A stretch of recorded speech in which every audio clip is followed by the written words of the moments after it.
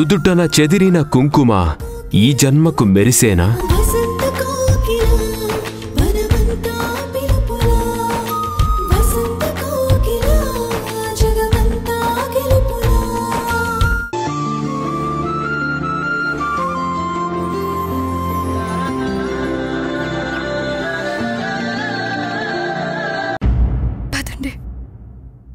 ఆగో!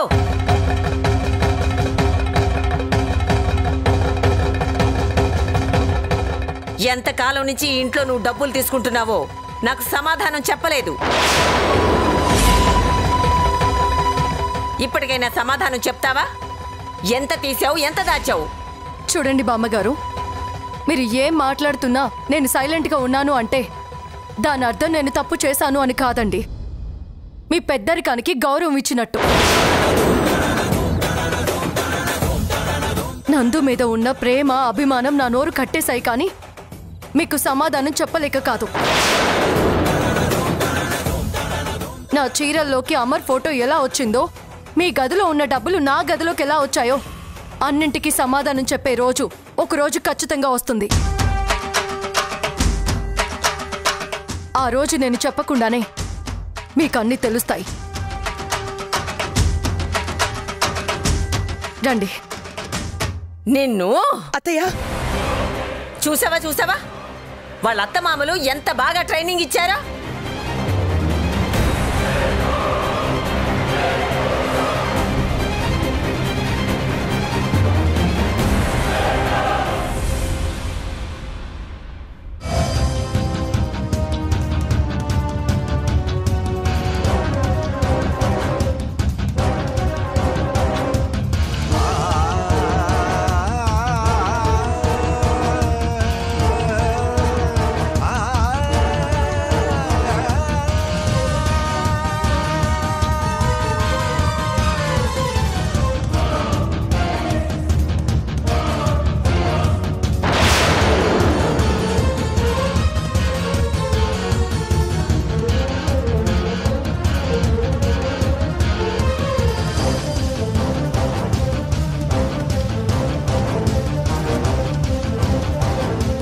నందు,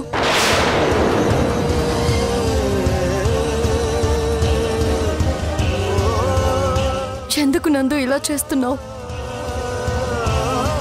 ఇదే ప్రశ్న నేను నిన్ను అడిగితే దానికి నీ సమాధానం ఏంటి? నువ్వెందుకు ఇలా చేస్తున్నావు? నందు, నాతో గొడవ పడాలని కాదు, గొడవను ఎలా సర్దుబాటు చేసుకోవాలో ఆలోచించు. మనిద్దరం కలిసి మాట్లాడుకుంటే సమస్యలన్నీ పరిష్కారం అవుతాయి నందు. మనిద్దరి మధ్య ఉన్నది చిన్న కమ్యూనికేషన్ గ్యాప్. దాన్ని కూర్చుని మాట్లాడుకొని సాల్వ్ చేసుకోవచ్చు. ప్లీజ్ నందు, ట్రై టు అండర్స్టాండ్ మీ. నిజాలు చెప్పే వాళ్ళతోటి మనసు విప్పి మాట్లాడితే దానికి ఒక అర్థం ఉంది, దానికి ఒక ప్రయోజనం ఉంది. కానీ నువ్వు మాట్లాడే దాంట్లో నిజమూ లేదు, అర్థమూ లేదు. ప్లీజ్ నందు, అలా మాట్లాడకు. ఒక్కసారి నేను చెప్పేది విను. సరే చెప్పు, వింటాను. చూడందు, నువ్వు అనుకుంటున్నట్టుగా నేను ఈ సంతకాన్ని ఫోర్జరీ చేయలేదు. నీ చెక్కు నేను కాజేయలేదు. నమ్మాను. ఇంకా నందు, ఆ వ్యాన్ డ్రైవర్ ఎవరో నాకు తెలీదు. వాడికి నేను ఏ చెక్కు ఇవ్వలేదు. ఇది నిజం. అది కూడా నమ్మాను. ఇంకేమైనా ఉంటే చెప్పు. బామ్మగారి గదిలో నుంచి డబ్బులు నా గదిలోకి ఎలా వచ్చాయో నిజంగా నాకు తెలీదు. సరే, అది కూడా నమ్మాను. ఇంకా నందు, నేను చెప్తున్నవన్నీ నిజాలు. అబద్ధం అని నేనేం చెప్పలేదే. నువ్వేం చెప్పినా నిజాలే చెప్తావు. ఆ నిజాల్ని నేను నమ్ముతున్నాను. నన్నెందుకు ఆ నిజాలు నమ్మించాలని ప్రయత్నిస్తున్నావు? నువ్వు చెప్పేది నిజమే కదా. నిజం ఎప్పుడు ఒకేసారి చెప్పాలి, పదే పదే చెప్పాల్సిన అవసరం లేదు. నందు, నువ్వు చాలా తెలివిగా మాట్లాడుతున్నావు. నేను చెప్పే ప్రతి మాటని నువ్వు ఒక సర్కాస్టిక్ ఫీల్తో ఆలోచిస్తున్నావు. ప్లీజ్ నందు, దయచేసి ఒక్క 10 నిమిషాలు నాతో సరిగా మాట్లాడు. చూడు, నీకు కావాల్సింది భర్త కాదు, నువ్వు చెప్పే మాటలన్నీ వినే ఒక బకరా. ఎందుకు నందు, ఎందుకు అలాంటి మాటలు మాట్లాడతావు? సరే, నేను అడగకుండానే నువ్వెన్ని సమాధానాలు చెప్పావు కదా, నేను ఒకే ఒక ప్రశ్న అడుగుతాను, దానికి నువ్వు సమాధానం చెప్పగలవా? ఏంటో అడుగు నందు. నీ చీరల మధ్యలోకి నీ మొదటి భర్త ఫోటో ఎందుకు వచ్చింది? నందు, నేను చెప్పేది నిజం. నిజంగా ఆ ఫోటో ఎలా వచ్చిందో నాకు తెలీదు. మనస్ఫూర్తిగా చెప్తున్నాను, నేను అమర్ గురించి ఎప్పుడూ మర్చిపోయాను. అమర్ జ్ఞాపకానికి దూరమైన తర్వాతే నేను నీ జీవితంలోకి ప్రవేశించాను. నా మాట నిజం, నన్ను నమ్ము నందు, ప్లీజ్. చూడు మేఘన, నీ మెడలో తాళి కట్టడానికి ముందు నాకు రష్మితోటి రిలేషన్ ఉండేది. ఆ విషయం నీకు బాగా తెలుసు. ఇప్పుడు నా బెడ్రూమ్లోకి నీకు తెలియకుండా నా బట్టల మధ్య రష్మి ఫోటో కనిపిస్తే నీకెలా ఉంటుంది? బాధగా ఉంటుంది కదా? నాకంతకంటే మించిన బాధగా ఉంది. అంటే నా ప్రేమ నీకు సంతృప్తినివ్వలేదు, నా ప్రేమ మీద నీకు నమ్మకం లేదు. అంతేలే, ఎంతైనా నీకు నేను రెండో భర్తనేగా.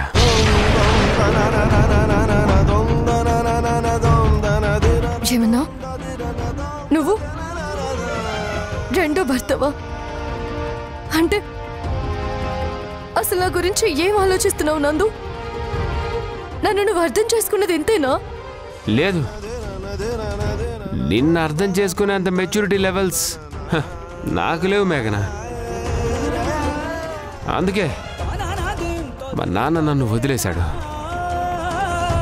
మనసు పంచుకునే తోడు లేనప్పుడే మనశ్శాంతి కోసం మనిషి మరొక దారి వెతుక్కుంటాడు. నేనెంచుకున్న దారి ఇది. ఇందులో నాకు కనీసం మనశ్శాంతి అయినా ఉంటుంది. పీకల దాకా తాగితే కనీసం నిద్రైనా పడుతుంది. వద్దు నందు, దయచేసి నువ్వు తాగొద్దు. నా మీద కోపంతో నీ ఆరోగ్యం నువ్వు పాడు చేసుకోవద్దు. వద్దు మేఘన, నువ్వు నా మీద అధికారం చలాయించొద్దు. నేను అధికారం చలాయించట్లేదు నందు, అర్థిస్తున్నాను. నా మీద కోపంతో నీ ఆరోగ్యం నువ్వు పాడు చేసుకోవద్దు. పాడవని, నా ఆరోగ్యం పాడైతే నీకేంటి బాధ? నా జీవితమే పాడైపోయిన తర్వాత ఈ ఆరోగ్యం ఉంటే అంత, పోతే అంత.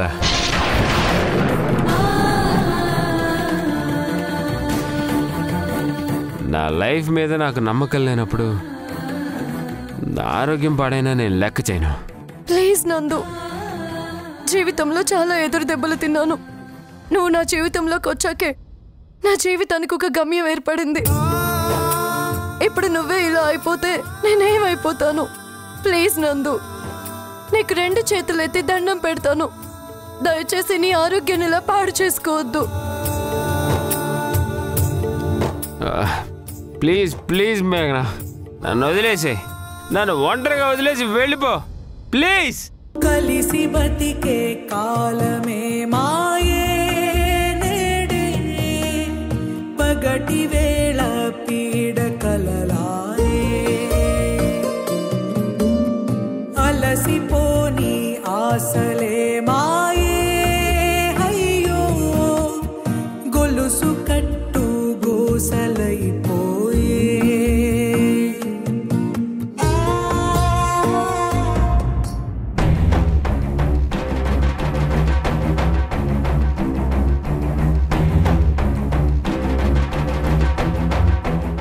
ఇంట్లో ఎవరికి వాళ్ళు ఎవరి గోలలో వాళ్ళు ఉంటారు.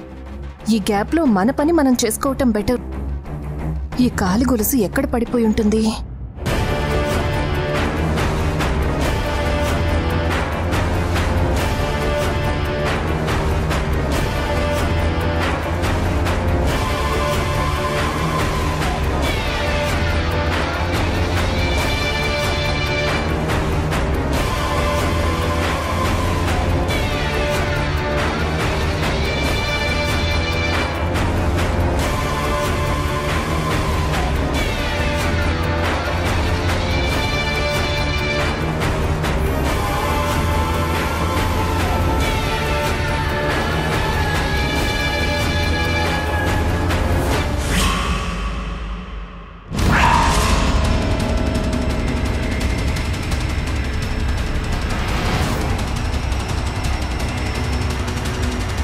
అమ్మా, దీనికి నా గొలుసు ఎక్కడ దొరికింది? ఎలా దొరికింది? కొంప తీసి నేనే క్లూ వదిలేశానా? అమ్మో, దీన్ని ఇక్కడి నుంచి తీసుకుని వెంటనే జంప్ అయిపోవాలి. ఆరోహి,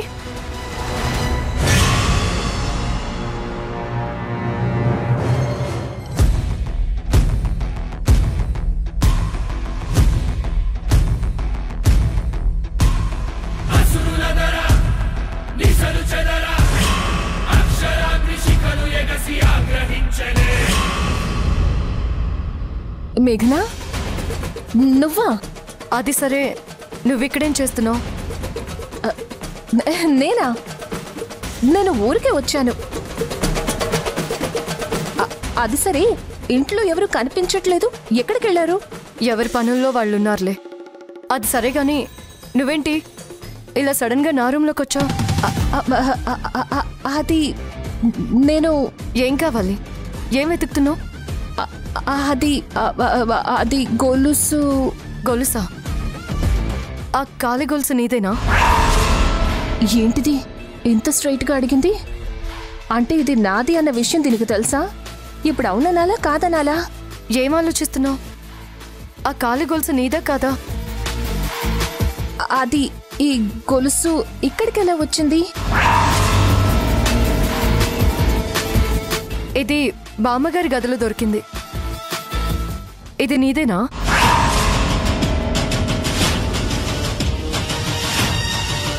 అడుగుతోంది నిన్నే. ఇది నీదేనా?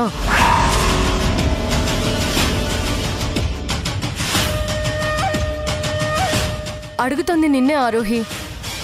ఈ కాలి గొలుసు నీదేనా? ఇప్పుడు దీనికి అనవసరంగా ఏదైనా విషయం చెప్తే క్లూ ఇచ్చిన దాన్ని అవుతానేమో. ఇదేమో నాన్న నాకిచ్చిన గొలుసు, దీన్ని వదులుకోలేను.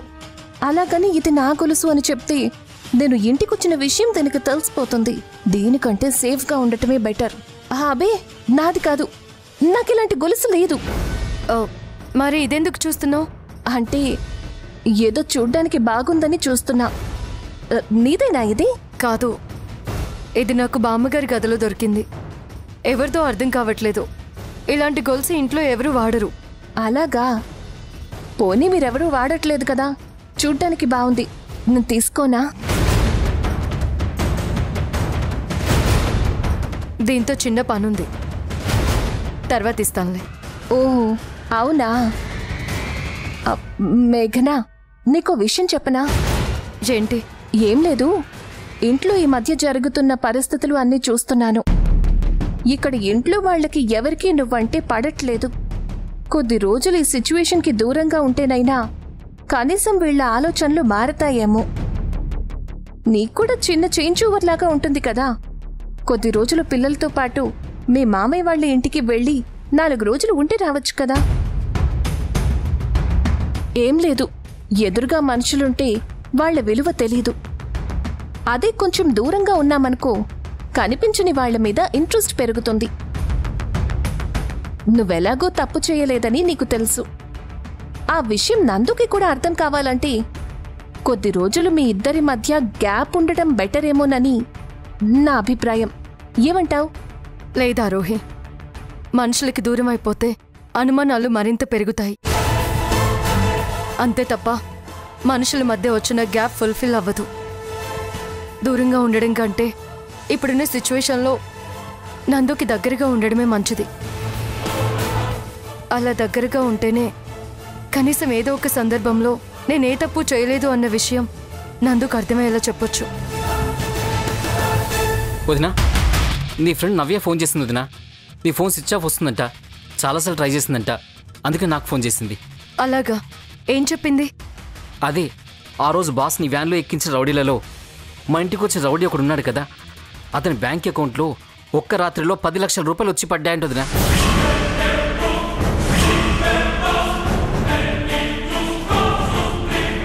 మూసి దీని దుంపతెగా ఇంత టెన్షన్లో కూడా ఇన్ని బాధలు పెట్టుకుని కూడా ఎంత ఇన్ఫర్మేషన్ గ్యాదర్ చేస్తున్నావే. నువ్వు సామాన్యురాలివి కాదు, నేను చాలా తక్కువ అంచనా వేశాను.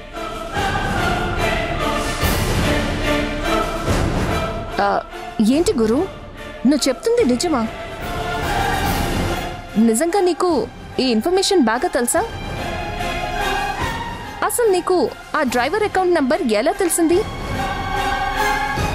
అదంత పెద్ద కష్టమా ఆరోహి? నేనిచ్చానని చెప్పి చెక్ తీసుకుపోయి బ్యాంక్లో ప్రజెంట్ చేశాడు కదా. అదెక్కడ బౌన్స్ అయిందో, ఏ అకౌంట్ నుంచి బౌన్స్ అయిందో ఆ మాత్రం తెలుసుకోలేమా? దాన్ని పట్టుకుని ఎంక్వైరీ చేస్తే మొత్తం నిజాలు బయటపడతాయి. తనకి ఏ అకౌంట్ నుంచి డబ్బులు వచ్చాయో ఆ అకౌంట్ డీటెయిల్స్ మొత్తం కనుక్కోమని చెప్పావా గురు? ఆల్రెడీ తను తీసుకుంటానని చెప్పింది వదినా. అది కనుక్కోగాని నీకొచ్చి చెప్తానని చెప్పింది. ఆ పనిచేస్తుంది ఎవరో నాకు తెలియాలి. ఆ మనిషి నాకు దొరకగానే దానికి గుండు కొట్టించి సున్నబొట్లు పెట్టి గాడిద మీద ఊరేగిస్తాను వదినా. నా గనక దొరికితే నా జామెట్రీ బాక్స్ నుంచి డివైడర్ తీసుకొని ఒళ్ళంతా గుచ్చి గుచ్చి టాటూస్ వేస్తా. వీళ్ళ దుంపలు తెగ ఒక్కొక్కళ్ళు ఎంతెంత రాక్షసుల్లా ఉన్నారు. ఒసే వేలడంత లేవు, నీలో ఇంత సాడిజం ఏంటి? అసలు సీతారాముడు లాంటి మిమ్మల్ని విడదీయడానికి ప్రయత్నించిన ఆ మనిషి ఎవరో తెలిస్తే లక్ష్మణుడు శూర్పణఖ ముక్కు చెవులు కోసినట్టు నేను కూడా దాని ముక్కు చెవులు కోసేస్తాను వదినా. గురు, వాళ్ళని తిట్టినా కొట్టినా ఉపయోగం ఏముంది చెప్పు? వాళ్ళని మనం కొట్టడం వల్ల మన కోపం తీరుతుంది అంతే. అదే వాళ్ళ చేత నిజం చెప్పిస్తే మనం తప్పు చేయలేదు అన్న విషయం 10 మందికి అర్థమవుతుంది. మన టార్గెట్ మనం తప్పు చేయలేదు అన్న విషయం నిరూపించడం అంతే. అంతే తప్ప వాళ్ళని కొట్టడమో తిట్టడమో కాదు.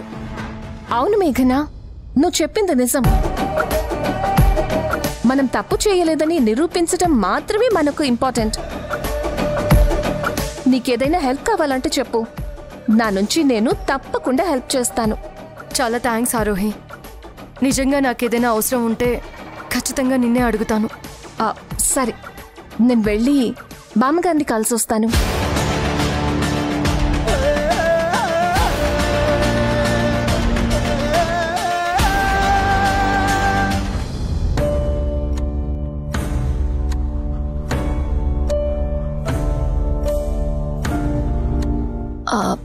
బామ్మగారు, రామ్మా ఆరోహి, రా, వచ్చి కూర్చో.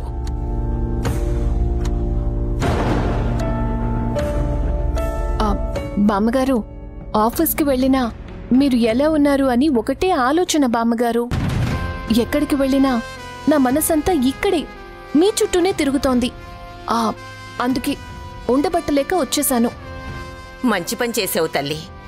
మాకు కూడా ఇంట్లో మనశ్శాంతి లేకుండా పోయింది. నువ్వు రావడం మంచిదయిందమ్మా.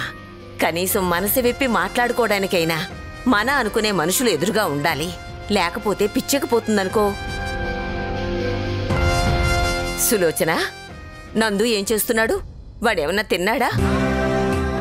ఏం తింటాడో ఏంటో, వాణ్ణి తలుచుకుంటుంటేనే భయంగా ఉందత్తయ్య. ఏమైంది? ఏం చెప్పమంటారత్తయ్య?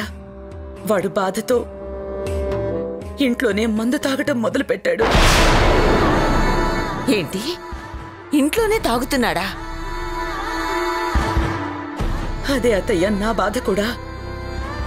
గట్టిగా అరిచి తాగొద్దురా అని అందామంటే ఆ కోపంలో బయటికి పోయి ఎక్కడైనా తాగి పడిపోతాడేమోనని భయం. అప్పుడు ఇంకా పరువు పోతుంది కదా అత్తయ్య. ఆ బాధ పగవాడికి కూడా రాకూడదు. బయటికి చెప్పుకోలేను, లోపల అనుభవించలేను. అంత నరకంగా ఉందత్తయ్యా. ఆంటీ, మీరిలా బాధపడితే ఎలా ఆంటీ? ఏం చేయమంటావమ్మా? చెట్టంత కొడుకు కళ్ళ ముందే అలా కన్నీళ్లు పెట్టుకుంటుంటే కనీసం వాడి బాధ తీర్చలేని పరిస్థితిలో ఉన్నాను. నా ప్రాణాలన్నీ వాడి మీదే పెట్టుకునున్నాను. ఏదన్నా పార్టీకి పోయి తాగొచ్చినా పొరపాటును కూడా నా కళ్ళ ముందు కనిపించకుండా పక్కకెళ్ళిపోయేవాడు. అలాంటివాడు ఈరోజు ఇంట్లోనే కూర్చుని తాగుతున్నాడంటే వాడి మనసు ఎంత బాధపడి ఉండాలి. వాడి దగ్గరికి పోయి వద్దురా తాగొద్దురా అని చెప్పలేను. చెప్తే నా బాధ ఎవరితో చెప్పుకోనమ్మా. కనీసం నా బాధని తీర్చడానికి ఇక్కడెవరైనా ఉన్నారా, మీరేమైనా చేయగలరా అని వాడు అడిగితే నేనేం సమాధానం చెప్పలేను. అలానే వాడలా బాధపడుతూ ఉంటే చూస్తూ ఊరుకోలేను. ఏ కన్న తల్లికి కూడా ఇలాంటి నరకం రాకూడదు. ఎంత దరిద్రం! దీనికంతటికీ కారణం ఆ మహాతల్లి చక్కటి సంసారాన్ని నాశనం చేసింది. ఇదే మంచి టైం. ఆవేశంలో ఉన్నప్పుడు ఇంకాస్త పెట్రోల్ పోసానంటే భగ్గుమని కాలిపోతుంది. బామ్మగారు,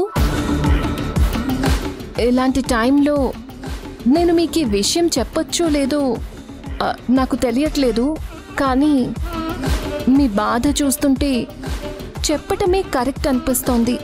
పర్వాలేదు, చెప్పమ్మా, ఏంటా విషయం?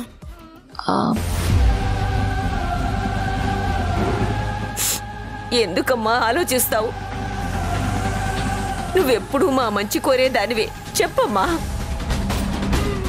నువ్వు చెప్పే విషయం మా అందరికీ ఉపయోగపడుతుందంటే అది మంచిదే కదా. చెప్పమ్మా, పర్వాలేదు, చెప్పు. ఇంత దూరం వచ్చాక మీరింత బాధపడుతున్నారు కాబట్టి చెప్తున్నాను.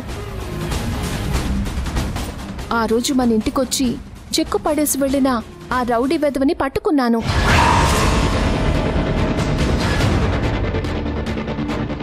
అతని దగ్గరికి వెళ్ళి ఆ చెక్కు అసలు నీ దగ్గరికి ఎలా వచ్చింది, నువ్వు చెప్పినట్టు ఇదంతా మేఘనానే చేసింది అని గ్యారంటీ ఏంటి అని నిలదీశాను బామ్మగారు. మరి దానికి వాడేం చెప్పాడు? అది మీకెలా చెప్పాలో. జరగాల్సినవన్నీ చాలా జరిగిపోయాయి. ఇప్పటికైనా నిజాలు తెలుసుకోలేకపోతే మేము తప్పు చేసిన వాళ్ళమవుతాం. దయచేసి చెప్పమ్మా, ఏమైంది? అతనేమన్నాడు? ఆ చెక్ ఇచ్చింది మేఘనానే అన్నాడు. కాకపోతే అలా ఇవ్వడానికి అసలు కారణం ఇంకొకటి ఉంది. ఏంటది? అదే బామ్మగారు, మేఘనకి ఇంకో బిడ్డని కనడం ఇష్టం లేదు.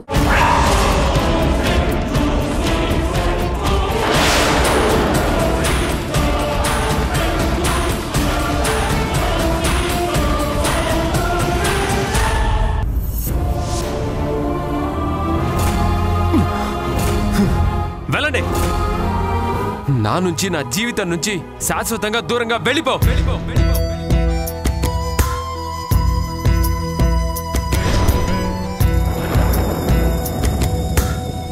గాలి నింగి నీరు భూమి నిప్పు మీరు రామ వద్దనలేరా ఒకరు.